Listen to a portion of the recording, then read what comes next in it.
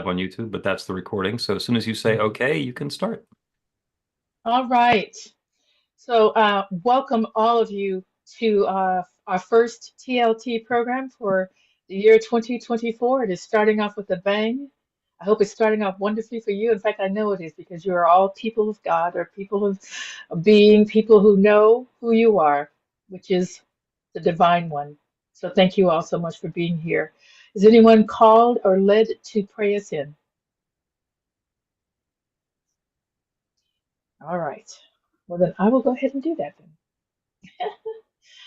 So just take a deep breath of God and know that we are all one. We are individualized expressions of the one love, connected, loving one another, knowing that all that we do is God. All that is, all that it matters is God.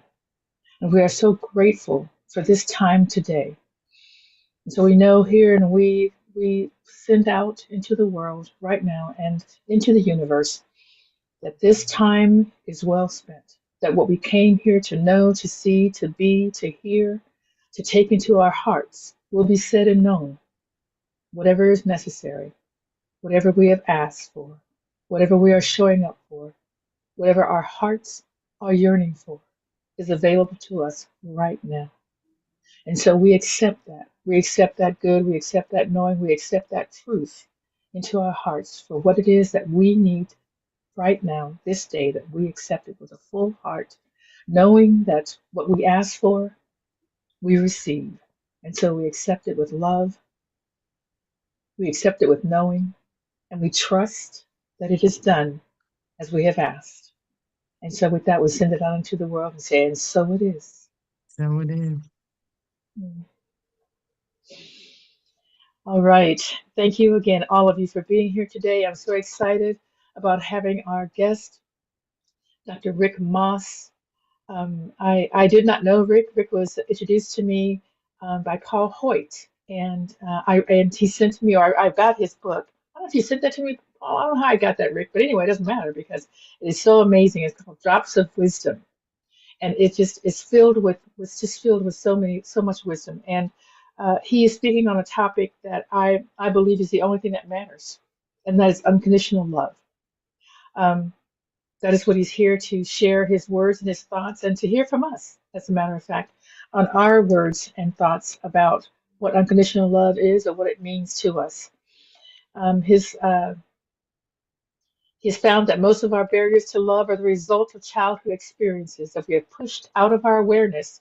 And so just because they're hidden doesn't prevent them from profoundly affecting how we feel about ourselves and our worthiness.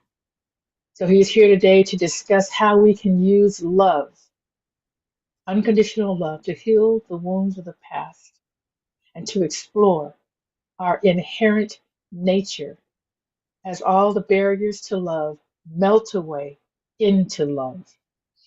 Rick has spent the better part of the last 50 years, both personally and professionally, on healing and awakening. And for 20 years, he taught meditation and received his master's degree from, I can't even say this, I'm sorry, you're going to have to say it, Rick. Maharishi International University. Thank you. Studying education in the light of consciousness. And he went to the University of Texas for his PhD in education. He is a religious science minister through the Emerson Theological Institute, and he served as a minister of prayer for 20 years at the Center for Conscious Awakening in Pacific Grove. And as I said, he has recently written a book, and I really encourage all of you to get this book. It is so wonderful. Drops of Wisdom, Guidance on the Path of Awakening. So I'm asking all of you to please help me welcome our dear Rick Moss. Thank you so much for being here. Oh, that was beautiful, Pjae. Thank you. Lovely. You're beautiful. Yeah. And how fun to see so many friends. I love that you're all here. And I feel like I'm just in a soup of peers. So I hope that you will join me and bring your wisdom and knowledge to bear as we explore the impact and power of love as a tool of transformation and joy in our lives. So to set the stage, I'd like to talk a little about what I've discovered in the work that I've been doing. And this centers around the nature of the unconscious. And the nature of the unconscious, which is a good 95, 97% of the mind, is that there is no time sense in the unconscious. Everything is stored as now. So when we enter into, let's say, a relationship, and if we've had difficulty or trauma in the past, especially in childhood, and I'll talk a little more about that later, it's that the past gets projected on top of our experience in the now, because the past is alive as now in the unconscious. And I'm going to use unconscious and subconscious interchangeably. The subconscious, really the superficial atop of the unconscious, where we have a little more access. But the key is that we have to be able to find the experiences from the past that are stored in the unconscious that are affecting our now. And we need to bring love to them in order to transform them. Love and presence. God quality, the God presence is what heals. And this God presence of love, of presence itself, the experience of that, can allow us to use the fact that there is no time sense in the unconscious, that it's all now. And instead of it working against us, by living in the past, thinking that we're in the present, we can actually find those memories in the past and love them and bring presence to them, and they change, they transform. When we have enough, a critical mass of those memories around a particular issue, filled with light, filled with love, that issue no longer dominates our experience, and we are capable of experiencing the now rather than experiencing the past and thinking that it's now. So the work that I do, and I'd love to do a little of it with you all today, and I'm going to do a lot more of it come Saturday of next week when we do the workshop, is really the experience of bringing that light and that love into the hurt child of the past. Now, why the child is so important. The first years of life, the first 7, it's usually said, are the most vulnerable times, because to the child mind, our parents are godlike creatures, all powerful. And our sense of self-worth is generated by our experience in those initial 7 years of life. When we are that vulnerable, we don't have the ability to think mom is having a bad day at age 3 or 4 when mom is shouting at us. We can only have the experience that I'm bad. I've done something wrong. And for the child mind, it can't live in that fully. So it will take it and push it as much as possible into the unconscious, where it will live and develop in that unconscious experience the sense of who we are, even if we don't remember that we pushed it there. It will color our sense of self. It will affect our relationships. And that's why I believe it's essential to go back into the past, bring presence, bring love.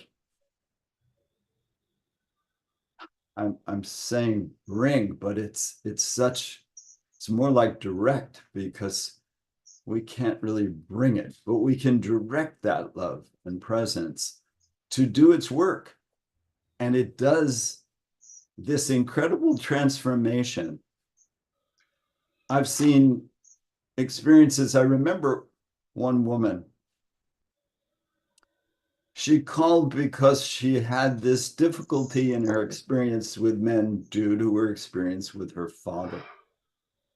And we worked on that. And what she wanted more than anything was to get over this fear of men and get married.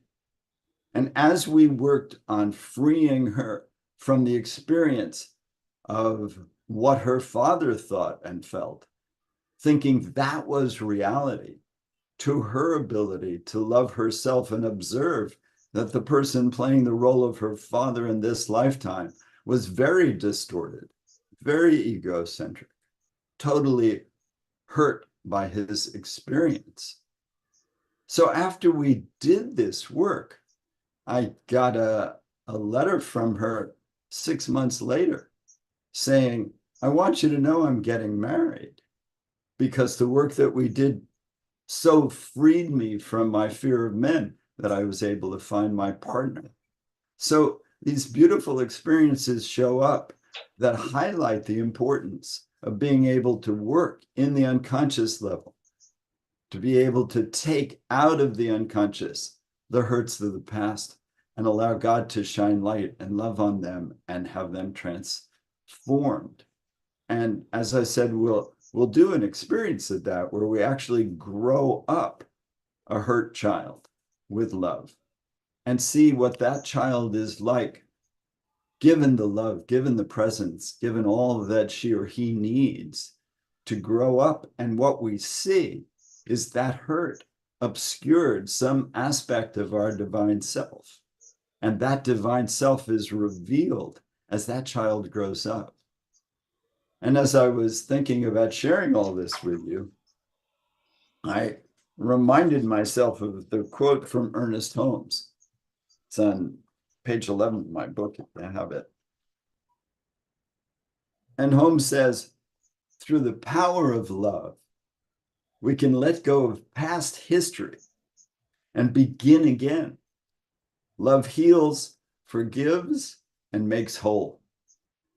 So I think that's pretty much it. Except that we don't really find that philosophy as lively as I would hope that it would be. And my understanding, and I'm sure that you can clarify for me, towards the end of his life, Ernest Holmes felt that if he could have done one thing differently, it would have been highlighting the importance of the heart. So I think that's my introduction, is that these blockages, they keep us separate from our divine self. And as Bill was pointing out, I have in my book this cited as Rumi, but it's very similar to the Course in Miracles. Your task is not to seek for love, but merely to seek and find all the barriers within yourself that you have built against it. And in seeking and finding those barriers, what we do is we reveal our higher self, all of the beauty that is our soul, that has been covered up by the hurts, the shames, the junk of the past, the detritus. Yeah. So I'd love to hear anything that you guys have to say about what I've said, or ways that you could take it deeper. Yeah. Anybody has some? I'm, what you're saying is absolutely makes 100% sense to me, and it resonates with my heart, and I know it to be true for my own work. The hurts of the past, part of what occurs is that if you can't heal the hurts of the past, if you won't own them, and sometimes I think you know how to, you've been hurt, and we learn how to handle that. We haven't dealt with it, but we just know how to put it aside, or whatever we do to live with that pain. And we don't really know if we dig that pain back up, because we're asking somebody to look at it and to heal it. Well, the thing becomes, how do I know? I know the question for me was, if I deal with that pain, if I dig it back up, what do I do with this can of worms that I'm opening up? I mean, these worms are going to be everywhere. Right now, I've got them in this little can right now, and so, and that's the fear. That was the fear until I went through it several times, and I realized, oh no, I have to open them up so that we can shed light on them and they can burn, or become angels or whatever they're going to do. But that's the fear before you start this work is I don't I don't want to open up this can of worms. I did no. I've got this suppressed. I've got this handled, and no, thank you. That's because I'm answering your question. You're like, I don't understand. Why everybody, why we don't all do that, or because that is the way it is. But we don't know that that's the way it is until you try it. Until you're brave enough to try it, to give over to it. And that's why in the first and third chapter in the book, I show people how they can actually do this process for themselves, so that when they open the can of worms and stuff comes up, they have a process with which to heal it. Yeah, right, correct. Yeah, but again, no one's even gonna buy the book or try it until they're ready, and such a personal thing. Until they're ready to acknowledge that there is something, and I'm hurt, and what happened for me, and I think it happened for a lot of people, is that the pain becomes like a toothache. If you don't want to go to the dentist, when the when the pain of the tooth is more than what you think the pain of the dentist is going to be, then you're ready to go. And so when the pain of this hurt that you're holding on to is causing so much suffering, you're ready to try something different because this old way is not working like it used to. It actually stops working. You think it's working, but it actually stops working and becomes very painful. So that's when you start going on this road. So yeah, so just I mean, your book is great, and but you certainly have to be already owning the fact that you have some things that you want to do and to pick up the book to read it. So I'd which love is everything to else. hear from anyone who wants to jump in. How do you facilitate the people that you work with or yourself in further opening your heart and facing the challenges of the hurts from the past that have caused us to close our heart to some degree? Right. Great question, Rick.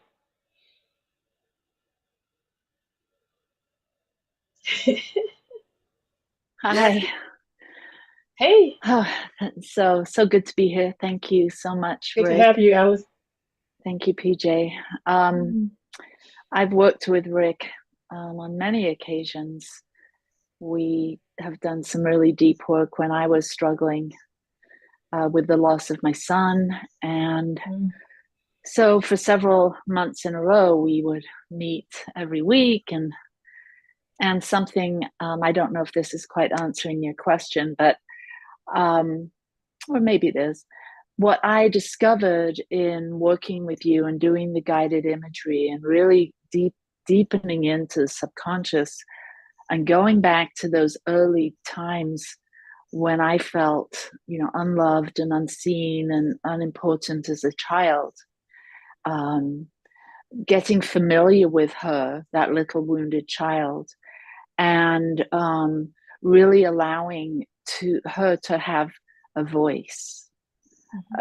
Now at 61, to actually have this beautiful opportunity to sit with my wounded inner child and hear what she has to say and give her some love, and to also find through this sort of practice of sitting with her that she actually has a bit of a fierce kind of phoenix child, this warrior spirit within her. And that was quite delightful in starting to see that there's always been a strong warrior spirit within, like a spiritual warrior spirit within me as well. But that wounded child through the subconscious kind of took over the show. So how I support people that I'm working with is having them consider these two aspects that exist within us, that wounded inner child, and then that sort of a phoenix inner child. So thank you. I love it. Thank you, Alice. Beautiful. Thank you. Who else? Reverend, I don't know how to say your name. Lesia, Lesia. You seemed like you had something that you might know. Okay, all right. No, I don't want to call. Okay, thank you. Yes, yeah, Charles. Thank you. I love this subject. Re- And I think that there's such a purity and simplicity when we come to realize how we see ourselves, that wounded child, and that we have been so the judge and executioner of that child. And the whole point is to come to the observer of, not the judge of, and the executioner of, and carrying on that wound that will continue to be until we have that moment where we can step back and be in a place of spaciousness. And I love that word, of an openness and spaciousness to just be the observer, and then bring in the potency of regard to be in non-judgment of the past. And that's essential for all of us on this quest, that for me, it's about the transcendental love that the world is questing for. But it all has to begin, and Dr. Rick, within ourselves, as you're so beautifully pointing out, because this overwhelm that we wake up to every day of a divided, beyond defining in the race mind how we've created this world. But I have to wake up to Charles and come to that place where I can look in the mirror with genuine authenticity and say, hey, you've come quite the distance, man. Good job. Good job. And that's the beginning of unconditional love for me. And another thing, and then, gosh, I want to stop talking, but unconditional love does not mean anything and everything goes. It's quite the opposite. It means that you come to a new discernment of value and purposefulness and regard for yourself. And you stand in that authenticity, as Ali Benjamin does. You stand in that, as all of you, that you stand in that authenticity of regard for yourself, and you're the wiser for it. And the choices that you make from that bring more that just deepen and enrich you in the love that's here for all of us. So, Rick, Dr. Rick, thank you so much. Thank Thank you. you, Dr. Charles. That was so beautiful. Thank you for your share.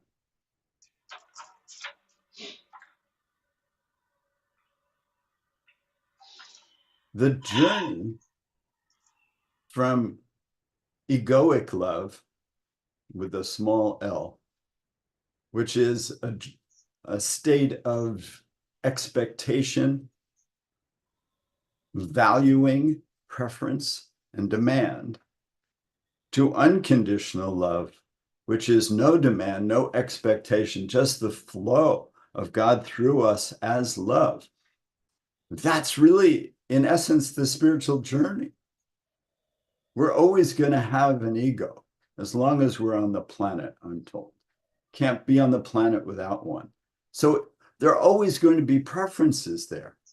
But learning to observe those or witness them rather than be the preferences, that's the journey.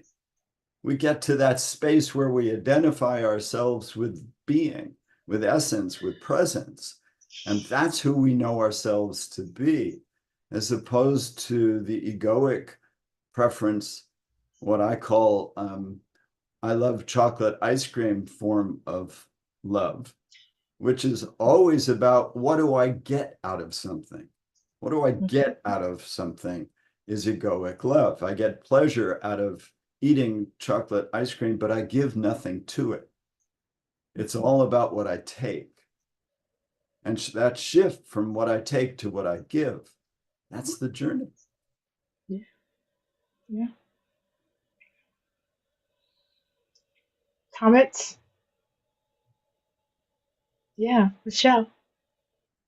Hi, Hi. everybody. Rick, it's so lovely to be with you and listen to your wisdom. Mm. I just returned from 10 days in India at a leadership retreat. And the piece I want to speak about, which is exactly what you're talking about, Rick, was the level of love, tangible love in action that I got to witness. There were 40 participants in this leadership retreat and 35 volunteers supporting the process. And we were told toward the end of the retreat that these 35 volunteers put in approximately, and this is a mind-blowing number for me anyway, approximately 10,000 volunteer hours before we even arrived. Wow. Preparing the space, preparing gifts, preparing themselves. And then during these 7 days of the retreat, to watch them serve completely unconditionally, Rick, what you're talking about, asking for nothing back. In fact, not even wanting a thank you. They didn't even want us to thank them because they were in complete service from a space of love. And it was, I've never witnessed anything like it in my life, frankly. And it was quite transformational to be in the presence of that kind of tangible love, not a theory, not a woo-woo, squishy feeling, tangible love. Really amazing. Oh, that's so beautiful. What an incredible opportunity you had. Thank you for even giving us a little taste of it.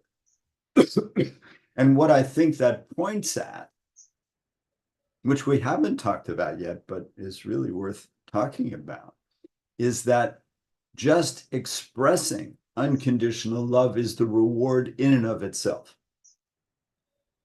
Just when that God energy flows through us, we're like the riverbank of a stream that gets fed by the stream flowing through it. So being able to be the channel through which God moves is so incredibly fulfilling and rich that anything that comes back is wonderful, but you're just in an altered state of consciousness in the experience of being the channel. Yes, if I may make one more comment. Please. The joke was, but it's true, it's not a joke. The joke was that the reward for service is more service. Yeah.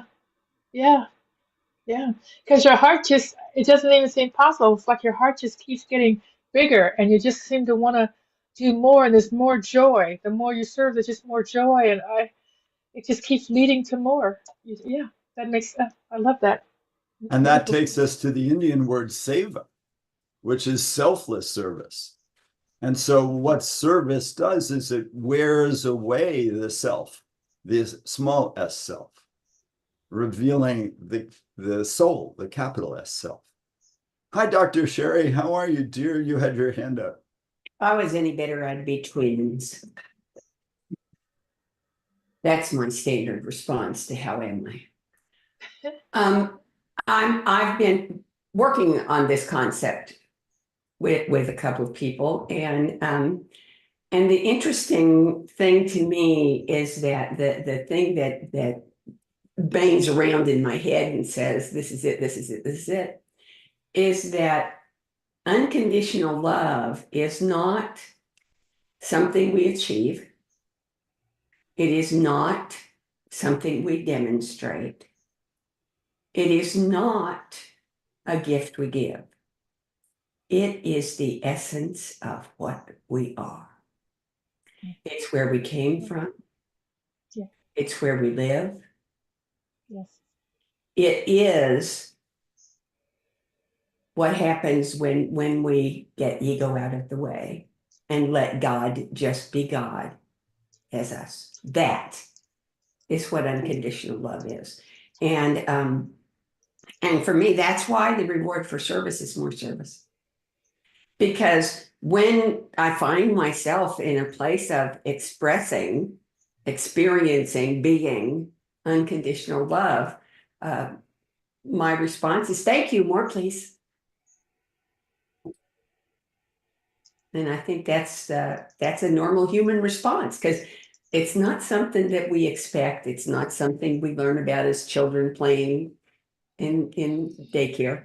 You know, it's something that we eventually uncover. I believe that children are born knowing everything they're ever going to need to know, because when we're born, we don't have that illusion of separation between the human mind and the divine mind.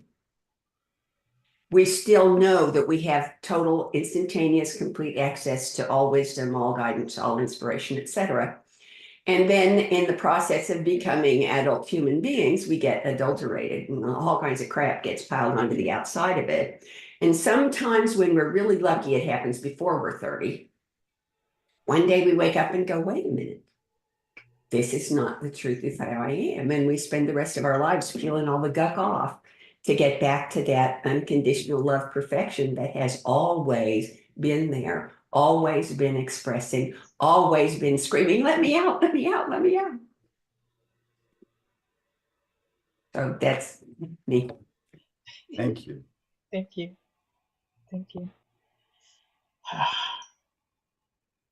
Anyone else want to talk about how you, in your work, encourage the people that you work with to open their hearts, to not be afraid of love, and to go beyond the egoic version to the divine version? I think that one of the only way that I know how to do it is to be it. I think you have to be it. You have to show up as unconditional love, and people recognize that, and want to speak to that. You know, want to speak to you as that, and want to see that within themselves, and that's, you should show up as unconditional love. You see unconditional love in them as well. You see the truth of who they are, and so you're looking at them as though you know the truth, because you do. And I think that's the most powerful way, is to show up as unconditional love. Be that in every moment with everyone. For most people, I bet that works wonderfully, but for people who have been hurt in childhood, that hurt is the lion with which they protect themselves. And that hurt projects itself onto what you think and know is the experience of love, but they see as something totally different. Correct. And that's Correct. why I agree with that. It's so important to go back and find those childhood wounds that are the gatekeepers, and out of which the patterns of relationship grow. And what I've seen is that you go back and you find a pattern which is made up not just of one per child, but many moments. Because what happens is there'll be a moment of hurt and pain, and that will be encapsulated as a memory. And it will be like pieces of a jigsaw puzzle. The pattern is how we relate in love, but it's made up of many of those jigsaw puzzle pieces. And what I've seen is that to go back and find piece after piece after piece and be able to love that piece into its higher function, clearing away its woundedness and allowing it to grow with protection and safety and love. In the experience of love, it turns into our higher self. And enough of those pieces get healed, the pattern starts to break up. But it seems to be in my work that it's comprised of many different moments that need addressing. And that's why I think people have to learn to address those moments on their own. They can't depend on someone else to do it for them. Someone can show them the importance, but then they have to be willing to do it. And I think that's essential. Yeah, like everything else. And you can lead, I mean, you can do it yourself and you can be it yourself, but and show up as who you are, because that's how you show up. It's who you are. Um, and be that example for people when they're ready. When they are ready, you're they can see what it will do. But until they want to, until they are willing to um, examine those pieces, and the people, some people, just live with hurt their whole life. It's just unwilling to do it. It's just too fearful. It's too fearful. There's nothing. I don't. There's not a lot you can do about it other than to love them unconditionally, regardless. Except that I think you can. And that's what I Okay, actually would like to demonstrate. please, please do. I'd like to lead us through a process of Okay. going back and finding some piece from our childhood, some moment, some memory where we withdrew from a parent, or we withdrew from someone in childhood, could even be an abuser that we associate with authority, we even associate with the divine. And we can go back and we can protect that memory in such a way that it can start to transform and change. So that's where I'd like to jump in if you're all up for it. I'm just looking at the time. So this might take around. I'll watch the time for you. Don't worry. Cool. Thank you. This will take somewhere around 10 to 15 minutes. And then we can talk about, I'd love to hear your response, your experience with it, vis-a-vis this idea of how important it is to be able to find these hurts within ourselves and to bring love to them. All right. I'm going to start with a little opening prayer and a little relaxation process and a little water.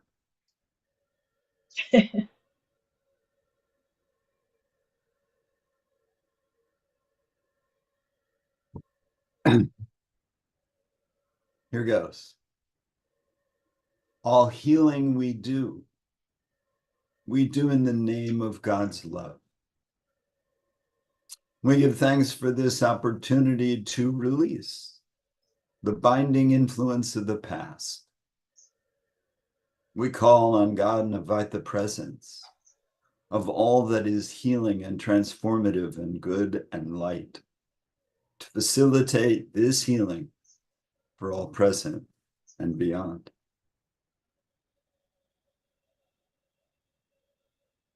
Imagine, if you would, in this little relaxation process, that you're standing under a waterfall of golden yellow light, sunlight. Invite it to enter your head and let it heal and release and relax. Let it flow through your neck and throat, shoulders, arms, hands, chest, and heart center. Let it bless all the internal organs, the spine, the sacrum, the heart, the power center around the navel, the sexual area, the legs, all the way out the feet.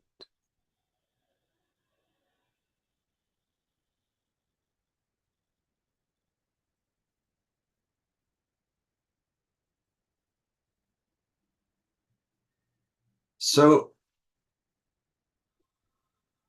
perhaps you can imagine right off the bat a moment from childhood where you felt unseen, unloved, unimportant, where you were made fun of, where you were picked on, especially by parents. And if not parents, perhaps they didn't protect you from siblings. If you cannot bring up such a memory, that's fine. Find within yourself now a feeling of some kind of disharmony, some kind of hurt, some kind of resentment, some kind of fear, some kind of judgment, some kind of irritation. And imagine this feeling that you're having now as actually being held in some form, in some parallel form, by a child of about 4 years of age. Could be 5, could be 4, could be 6, especially if something happened to you around that time. And I'd like you, if you would please, to imagine that that child is sitting alone in a room and their body language expresses whatever they're feeling. The vulnerability, the rigidity, the hurt, but their body language holds it in some way.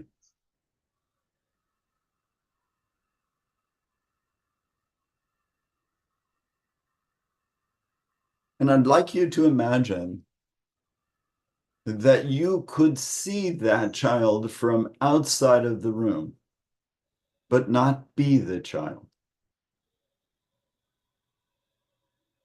And who is seeing the child from outside of the room is your best and most loving self.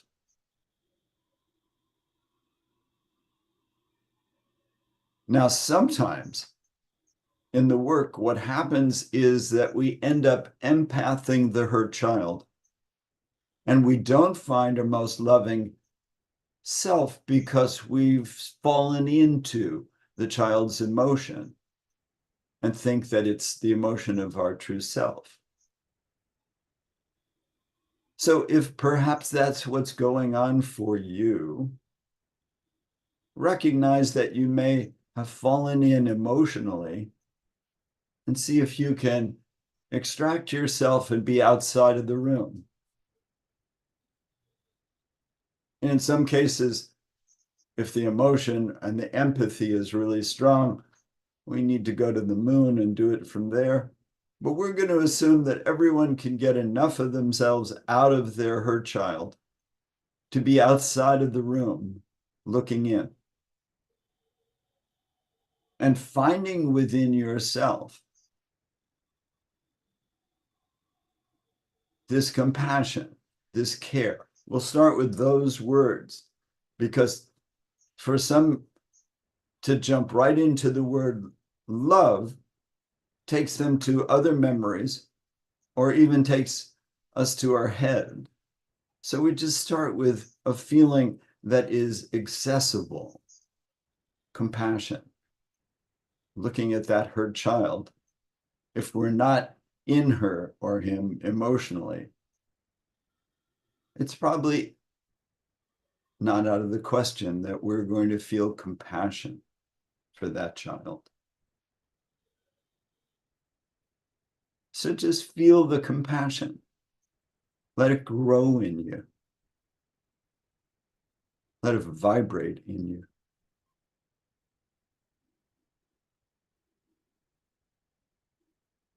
And it may start to expand.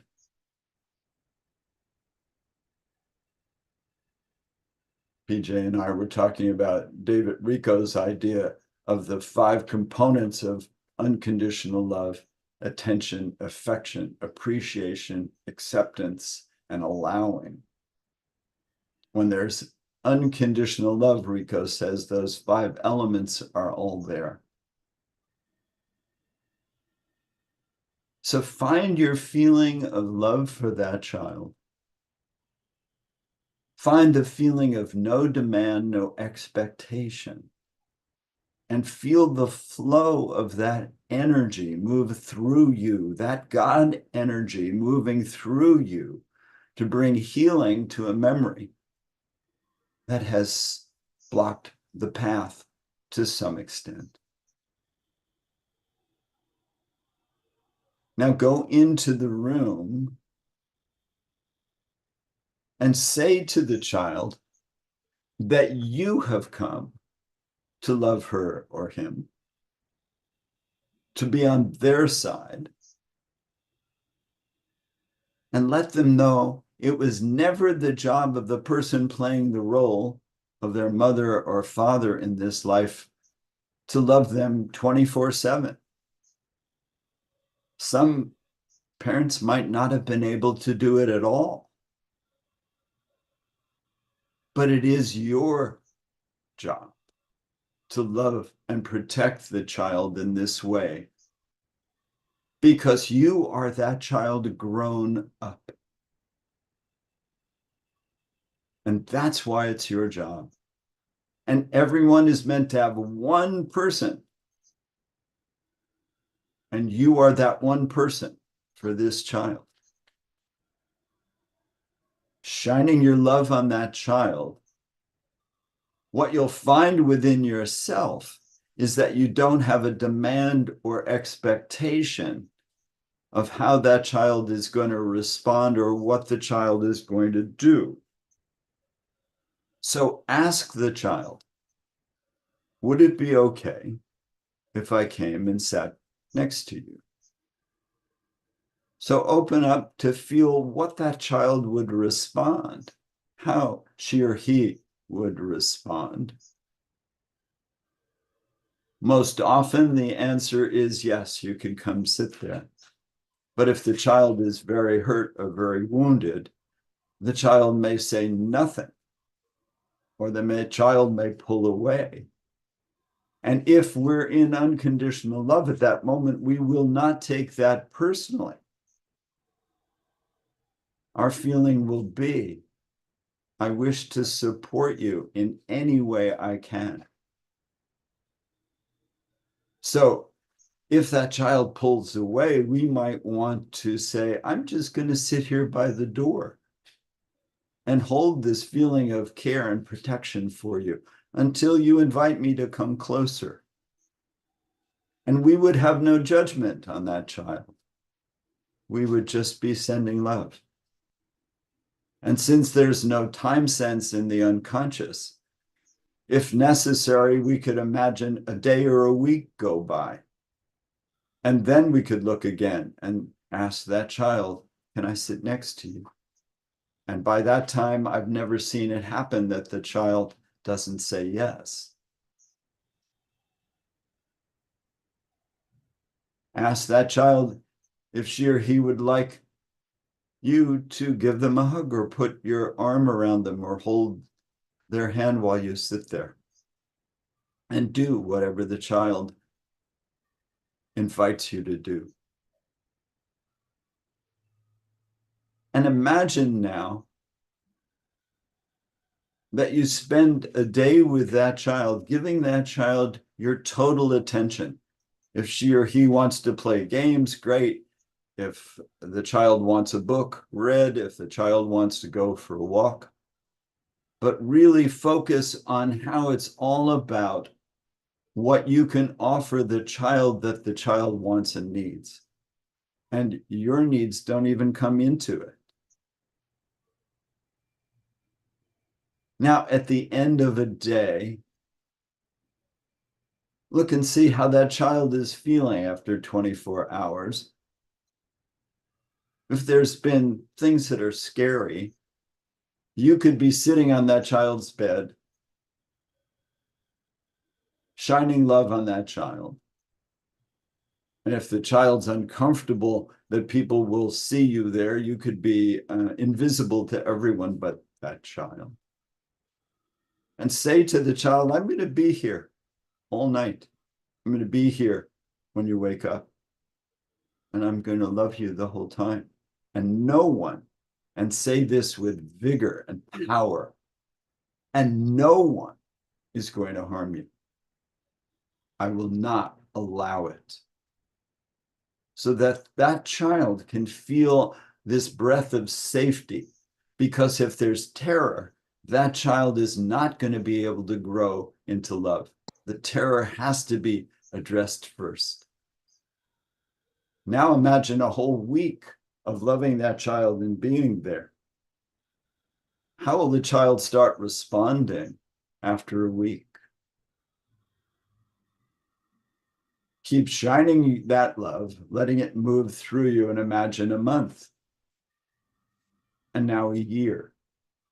Now here's the key, and I'm moving quickly because I don't want to use up all the time with the process. Imagine that child 1 year later at 5, not what you were like at 5. Give the child more and more years of love and safety. You can multiply yourself by 100 and form a circle of loving adults protecting that child from any harm or any abuse. The circle of love would be so strong that if someone were to walk into that circle with an intent to harm, it'd be 100 to 1 against them. The love would be so strong that they would immediately walk out. So what this child gets is safety in which to transform, and the love which is going to facilitate that. Imagine this child at 16 or 17, not what you were like, but this child that has been loved and safe and respected, and now, let's say 25. What would this child be like at 25? And now we're going to take one more jump. We're just going to pick age 40 as our final jump for this process. And here's what I'd like you to do. I'd like you to describe words that talk about what is that child like grown up. And if you wouldn't mind giving a word so that I could hear it, that would be great. What is your child like grown up at 40, having been protected and loved that whole time? Could you give me a word that refers to what you sense in that child? Confidence. Liberated. Clear. Outgo. Couple more words. Clarity. Fearless. Beautiful. Anyone else want to add one more before I jump in? Extraordinary. So these words are a description of who you are without your stuff. The stuff got stuck there behind the hurt. The love clearing away the hurt reveals you to yourself, reveals your higher self, your soul energy. So the love channeled through the process interacts with the restriction and the barriers, and it clears them away in this piece of that jigsaw puzzle. And when it's gone forever. That piece will never come back. That piece of the higher self is more radiant, more clear, and more vibrant in your life. And so we ask that this healing be integrated through all time, space, dimensions, and interdimensions throughout the hologram of life and existence. And so it is. And so it is. You got about maybe a couple of minutes, Reverend Moss, if you want to share what's going to be happening at your workshop. Would it be all right, PJ, if I Yeah. just ask for experiences? I'd love to hear. Absolutely. We just have maybe 2 or 3 minutes to do that, and then we got a couple of house cleaning things to do before we leave. So maybe just a minute or two. I'd love to hear what was the experience like.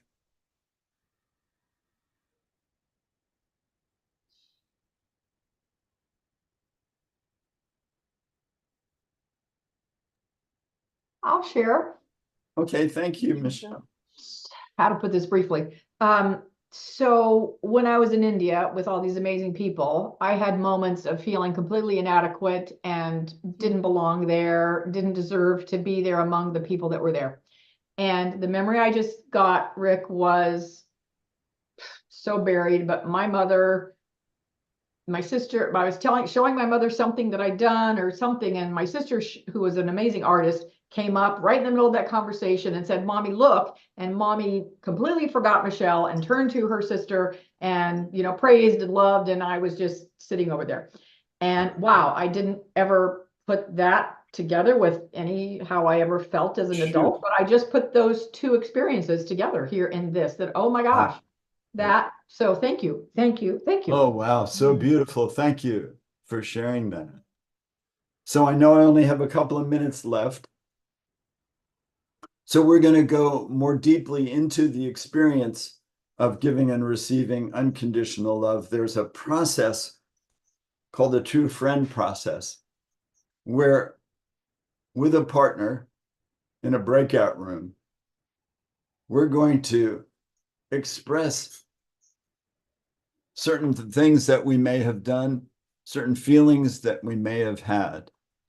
And the partner is going to respond with the words, yes, meaning I hear that you think that about yourself, and I love you.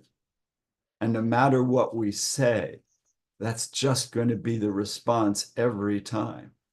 And what we're going to get in that experience is nothing that we've done or said or could imagine could stand in the way of our being loved. And we'll have that experience of both giving and receiving that. And that will be a very powerful piece in what we're going to do. And then we're going to go deeper into the work itself on love and melting into love and all of the things that stand in the way as icebergs to that melting. Beautiful. I can't wait. I can't wait. Thank you all. Thank you so much for being here. It's just, oh, great. I get to see all my old friends. This is fantastic. Exactly. Let me just say a couple of things. So Rick has a website, essentialpathways.com, essentialpathways.com. Let me just put some of his information, I'm sorry, in the chat there so you guys can grab that. And then let you know a couple of things that are coming up. So we have Paul Hoyt, who's going to be speaking to us in February about new thought in the world and how he takes new thought into the world. And then we have Michelle Whittington. She's going to be speaking to us in March and going to be bringing us some fabulous stuff. She's already brought a little bit about that her trip to India. And I know there's going to be much more going on there that she'll be bringing to us. Do you have something you want to share with us? I see you clapped in your hand, Michelle. Yeah, okay. All right. We have, please do sign up for the TLT so you can get the right Zoom link. So if you go to anton.org, there's so many things that are there for you. And then of course the Melting the Barriers to Love workshop is this coming Saturday. Is this coming Saturday? No, it's next Saturday. So we've got it's Saturday, February. Yeah, it's Saturday, February the 3rd at 9 a.m. via Zoom. So do register for that. And are we still having the monthly call to prayer, Bill? We're still doing that? That's the second Tuesday of every Monday, or second Tuesday of every Monday. I love it. Second Tuesday of every month at 9 a.m. I think that's the Pacific, 9 a.m. So again, so many upcoming events going on. Okay, good. So you put that up there. Thanks, Bill. And it's all on the annual website. Retreat. It's all on the website. Anything you want to know or do. And then we have some. What do we have? Breakfast. What do we got going on, Bill or Steve? Look at that. Beautiful. Thank you all so much for joining us on our first TLT and one of many that are going to be coming this year. We're going to be inviting some speakers that are going to be at the retreat to come speak to us as well. So you get a little preview of all of that. So please tell a friend and do return. Thank you so much for being here today.